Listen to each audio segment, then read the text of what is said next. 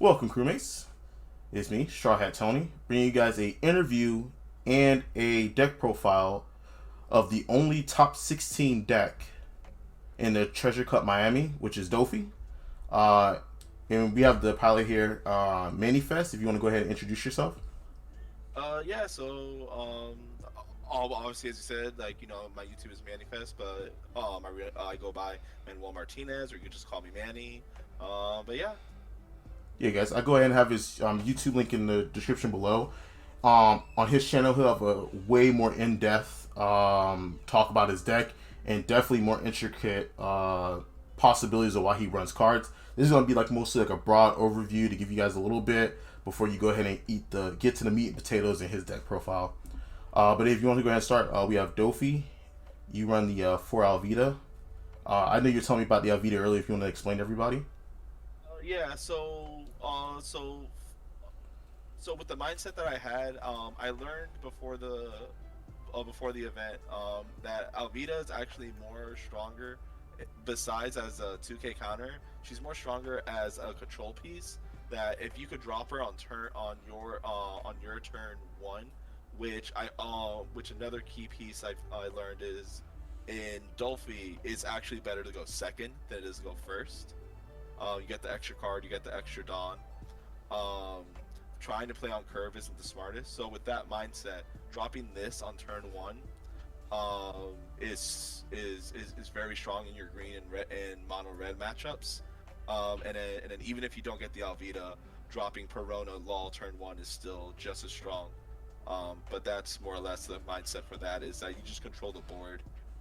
When they drop a 3-drop, you already have this established to bounce it like a Robin, Okiku, whatever, and you control the board and you bounce the blockers. So that way is like you can get nice clean hits. No, yeah, 100%. Yeah, dropping this on your turn two it really prevents me from even thinking about dropping a Robin or a Zoro. And I think Robin might be a bit hard, like a really good card against you. But like, yeah, like once you drop her, I'm basically waiting a whole turn before I even want to do anything. And you could just leave her active too, don't you? Yeah. I just leave it active, and then it's one of those things where it's like, and then the cool thing is, even if I use her, and I bounce your Robin, and then you swing 5K from your leader to kill it, right? It still fulfilled its goal as a 2K counter because if you would have just attacked me as a 5 or 6, I would have used her as guard anyways. So because you had to waste an attack to kill her anyways, and because she's 3K, which is a nice weird number because a lot of the cheap fodder guys are like 2Ks. Mm. So even if you, for example, let's say I'm doing the mirror and they have Perona, they still have to invest one Dawn on Perona to kill this.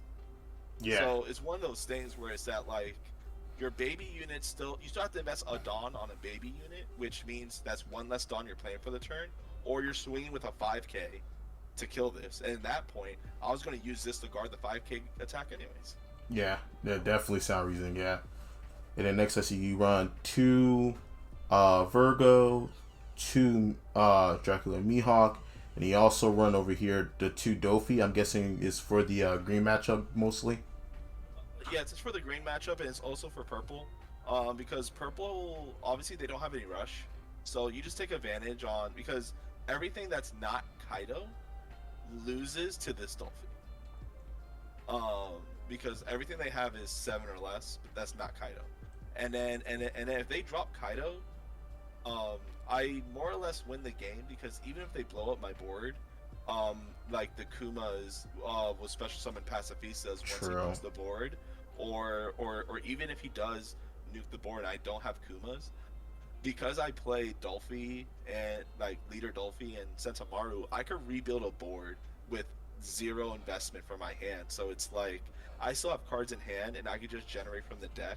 And no matter how many cards he has in hand, he can't rebuild a board faster than I can.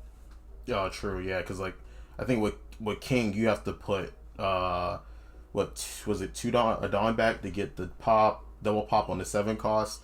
But even It's two down to put back on the double pop. And you yeah. pop a 3 and a 2, and everything I have is 4s. So even that king isn't good enough. Yeah, exactly. No, definitely. I see you play 4 of the classic blocker Doflamingo.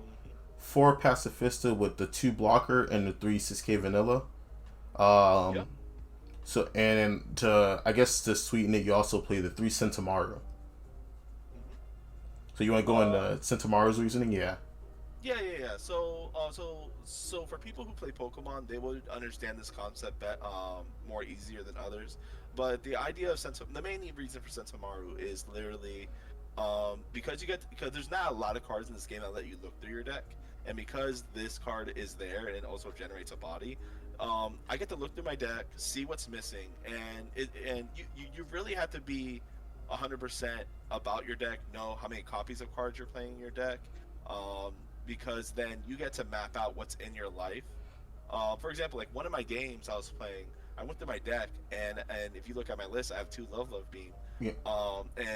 and then I went through my deck, I didn't see 1 Love Beam, so I already knew off rip. There's a 2 in 5 chance that there's a Love Beam in my life, which lets me be more generous to let my opponent take a life, so that way I can get a Love Beam, or vice versa. Like let's say there's only 1 9 cost Mihawk in the deck. I know there's a 1 in 4 chance that there's a Mihawk in my life, which will, and then it lets me play that way and treat my life as a second deck. True. Yeah. That's yeah. I always used to think that you wanted to use this just to spam, but having the ability to look at your life when you told me that, I was like, oh, that's actually really smart. Because like usually you'll try to play conservative, thinking like, oh, I'll get my cards eventually. But yeah, if you know you have a Mihawk in your prize, like you don't feel so bad about seeing this go to the bottom or seeing one of these go to the bottom if they're in the prize, um, which is actually really strong. And I think even Red has problems with this card. Well, when I play, you have a problem with this card because my Red Hawk can't kill you because you always have a Dawn under it. So Yep. yeah, that's really strong. A peculiar thing I actually see right next to it is that you're playing only 3 of the 1-drop blocker law. Yeah. So reason I play only 3 of him is because unfortunately the deck is super tight. Like for example, like in my video, I go into a huge rant about why I wish I could play more Teach, but I can't because the deck won't let me. But for the same reason I cut the Law, it's I already have so many blockers, and even though Law is a 1 cost blocker, which is generically good, the issue is that he doesn't. The deck is already kind of like, I would say Doffy, besides him being able to cheat out characters, I would arguably say he's the most honest leader in the game. Yeah, Because well, it's the most honest deck in the game. Because like, there's nothing like, for example, like let's say I have 2 bodies on board. No matter what I do, how much Dawn I spend, I can't cheat out another life. I can't be like, oh, I have a rush or I have an ability that burns you. I yeah, don't have anything like that. So like no matter what I do, I could build a whole new board, but I could only get 2 attacks. So because of that, all of my bodies need to do something more. So I decided to cut it to 3 because I just needed more space for like Dolphy, Mihawks, and all that, but without them like congesting my deck. And plus, because Gecko Moria can grab him, I essentially still have 7 copies. yeah. True. Yeah, and but that yeah, you play 4 Gecko Moria and of course the 3 Teach. This card is so good, bro. Teach is such a good card. It really is. It really is. I can't thank that man enough. Like he's holding up that hand, being like, "Yo, bro, I got you." Yeah, Because, bro, like there was games I had no business. I had no business winning, and then sometimes I'll just Perona, and I'm like, "Damn, I need to bounce something," and then Perona, and then see, I'm like, "Oh, there it is," yeah. and and it's like all my problems went away. Jeez, man, that's such a good card. That's you also run the 4 Boa and the 4 of the 4-drop Mihawk. Yes. Boa. So Tony, I don't know if you know this, but as a red player, you might be aware of this. But Boa has a third effect. Oh, absolutely.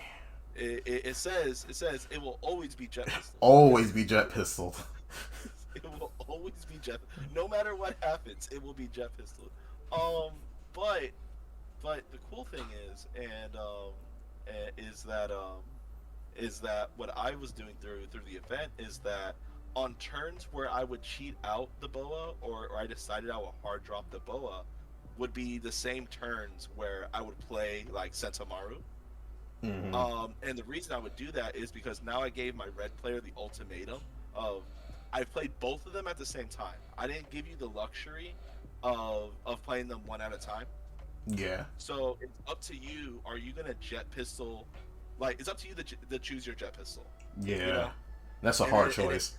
it makes it hard because then it's like I feel hitting the Sentomaru is better. Yeah, same. But like to some people they might see it different. But it's still like picking your poison at that point. I just delete her. I think I just delete her. It's all fine. Yeah. But you know, there's one of those things where it's like you have to pick your poison. But if you let the Boa live, you're equally just in a bad spot because now she's going to generate advantage. Mm-hmm. Yeah, and it's like damn if you do, damn if you don't. You know. Yeah, that's 100%. But that's something I feel that like when blue players play Boa, sometimes they just play Boa and they're like, oh, this is strong by herself. It's like no, you have to play her with something because the opponent will find a way to kill her because her third effect may not say she'll get jet pistol, but your opponent will always try to find a way to just kill her. Kill her, yeah. Like it could be Tama or Robin or some other thing, yeah. Like she always has a target. Yeah, she always has a target on her head, which is fine, especially if you cheat her out, because your opponent loses their mind. And it's funny because in 9 rounds, she only did 1 damage and blocked 2 attacks in 9 rounds. Like she didn't do anything the whole game. But I guarantee she got jet pistol every time. The funniest thing was I did a game where I was playing a green matchup, and this is how the opponent played. He goes, I pay 3 for Iza, rest the Boa. Then I'm like, all right. Then he goes, pay 5 for X Drake, the pop the Boa. And I'm like, that's your whole turn. Just spend 8 Dawn to deal with my 1 Dawn Boa. I mean my 4 Dawn Boa. Bet I then. That's profit. That's for real estate. And then of course played for Perona, the setup girl, the queen. Yeah. She's consistency reincarnated, bro. That's all I can say about her. I agree, full agree. That card is insane. So going through it, how were your matches during the day? So ironically with my Green Theory matchup, which was something that I learned at Sunshine actually, the night before, I learned my Green matchup then, because I honestly didn't know how I was gonna play against Green until then, and that was the first game where I dropped Alvida, and I was like, you know what, let me try this out, let me be spicy, let me practice other things, you know, and then it kind of worked out. It was kind of rough at Sunshine, but then my first round was against Green, and I'm like, well, yeah. we're just and I even told myself, I was like, you know what, we're gonna do the Alvida start, and if it works, it works. If it doesn't, then I wasn't meant to win today. But the Alvida start carried it on, and I actually adapted it more and more and more throughout my games that day at the Treasure Cup. But yeah, the moment I practiced the Alvida start, and I also practiced, which a lot of players I need to do against Green. Well, not need to do, but at least if you're playing blue, is that, for example, sometimes you just don't go for life. Even if you could hit them, and let's say even if you have blockers to protect your attackers, don't even bother. Because what happens is that you just want them to play from their hand, but you don't want to give them life to go, to add cards to their hand. And there was turns where like I would have like a Mihawk, a Virgo, 2 blockers, and then my leader, and I would swing with my leader. They would take 1 damage, and I would pass turn. Yeah. And I wouldn't even swing with the Virgo and Mihawk, because I'm like, that's fine. You have to play things. I don't have to play anything. Yeah, that's like something. I don't have to feed into it. Yeah. No, yeah, for sure. Like that was something I actually learned also. When I was playing that day, I would literally just drop Ben Beckman, and I'm like, he'll sit here until I need him. And yeah, no, that's definitely a good shot. I learned that also the day before. Actually, no, I think you told me about that when I was playing you, and I'm just like, you're like, oh, I just keep my stuff standing or active until I see a threat, and then that's when I'll start doing something. I'm like, oh yeah, actually, he's really right, bro. Like, why am I swinging with my big guys when I could just wait? What are they gonna do? Fight me? Like, no, yeah. Yeah. and then and then and then the cool thing about them, and then the cool thing about keeping your things active in your red matchup, because I do the same thing that I do against green in my red. Mm-hmm. The only difference is that they run out of steam faster. Yeah. And the thing is that when you keep your big boys active, they don't get to do the cheeky, oh, here, drop Zoro, make Zoro 10k swing, and then give him Diablo Jave so I can't block. Haha. No, it's, do you have Otama jet pistol? No. Okay. Well, then that means you're gonna come and hit me in the face. I'll guard or block my face. Now that your things are tapped, my big things will kill your things. Mm-hmm. But I'm not gonna go for your life. And then once you get to like one card, I could, like, by then I've built the board enough to do like 10 damage. Well, not 10 damage, but like to do like 5 damage to you. Like, it's easy at this point. And even if red gets the cards, that's too much presence. I don't think I can play through that. No. Mm-hmm. No, that's definitely Yeah. I will say I say that minus my round 9 opponent who played Luffy. But that man got me with a good bamboozle. He was playing Radical Beam, and I didn't know Luffy's played Radical Beam, but that man played Radical Beam. Yes. I love Radical Beam, man. It's like the, oh no, I didn't know, because you know Jet or Red Hawk exists, but it's like, bro, Radical Beam though? Yes, sir. Oh man. No, go ahead. No, you're fine. Yeah, go ahead, keep going. But nah, like it, like this list like definitely got me to where I wanted to go. I failed it. It didn't fail me, so I could say that. My day 2, game 2, I did throw, and everyone that saw those streams, don't be too mad at me. I did my best. It was my first. This is my first highest top since my Yu-Gi-Oh attempt of being competitive about eight-ish years ago. I got to Nats once, and then after that, I was like, well, I haven't succeeded in card games, but this game just reignited my my fun and my enjoyment in TCG. So I'm back here, and I'm just trying to be the best One Piece King of the Pirates I could be. Yeah, absolutely, man. That's all we can ask of you. That's all we can ask of you. But would there be anything you would change? Is there any like things you'd be like, you know what, man? Maybe I'll change this for my next event.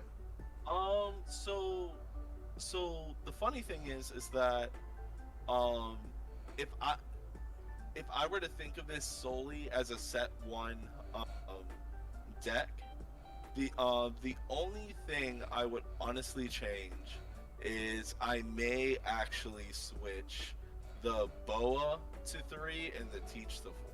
Besides that, I think the deck is very solid. There isn't anything else I would change about it.